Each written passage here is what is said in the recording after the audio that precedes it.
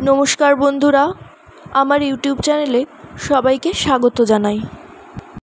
আশা করি আপনারা ভালো আছেন, আমিও ভালো আছি। আপনাদের অনেক ধন্যবাদ আমার পাশে থাকার জন্য। এখন আমি দেখাবো আমড়া আর কচু দিয়ে চিংড়ি মাছের টকের রেসিপি।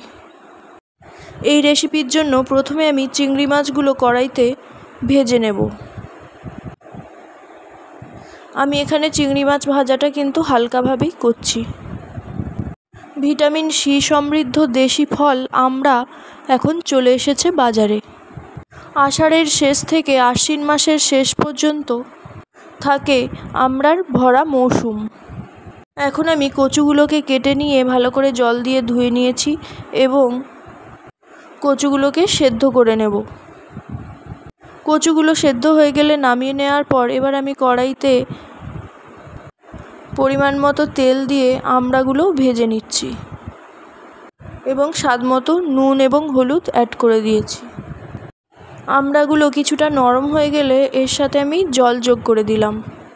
সঙ্গে দিলাম বড় বড় মোটা সাইজের 3টে কাঁচা লঙ্কা চেরা। একদম অল্প পরিমাণ চিনি যোগ করলাম। সঙ্গে কিছুটা পরিমাণ কাসুন্দি দিতে হবে, এতে ফ্লেভারটা আরও ভালো আসে। এবার সামান্য পরিমাণ লবণ যোগ করতে হবে।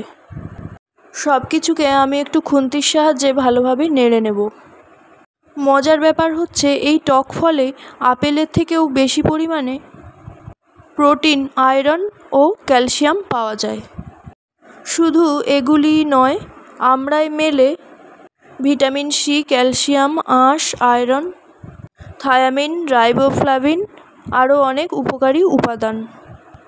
তাই আমড়ার মরশুমে এই ফলটি খেতে কিন্তু একদম ভুলবেন না।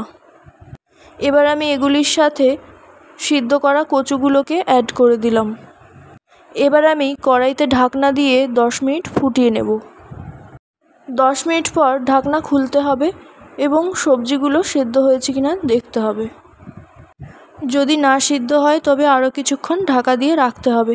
এখানে আমার সবজিগুলো সব সেদ্ধ হয়ে গেছে। সবজি বলতে এখানে আমি শুধু কচুই দিয়েছি। কচুটা পুরোপুরি সেদ্ধ হয়ে গেছে। এবার আমি এর সাথে দিয়ে দিলাম সর্ষে বাটা। এবার আরও কিছুটা জল যোগ করে দেব।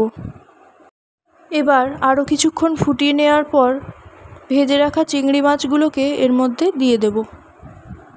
খুন্তির সাহায্যে ভালোভাবে একটু নেড়েচেড়ে মিশিয়ে নেব। দাঁতের মাড়ি ফুলে যাওয়া, দাঁতের গোড়া থেকে রক্ত পড়ার মতো সমস্যা প্রতিরোধে আমড়ার ভূমিকা অনন্য। আমড়ায় প্রচুর ভিটামিন সি থাকে, তাই সর্দি, কাশি, ইনফ্লুয়েঞ্জা এবং ভাইরাসজনিত সংক্রমণ এগুলির বিরুদ্ধে রোগ প্রতিরোধ ক্ষমতা গড়ে তোলে। আমড়া খেলে মুখের রুচি বেড়ে যায়।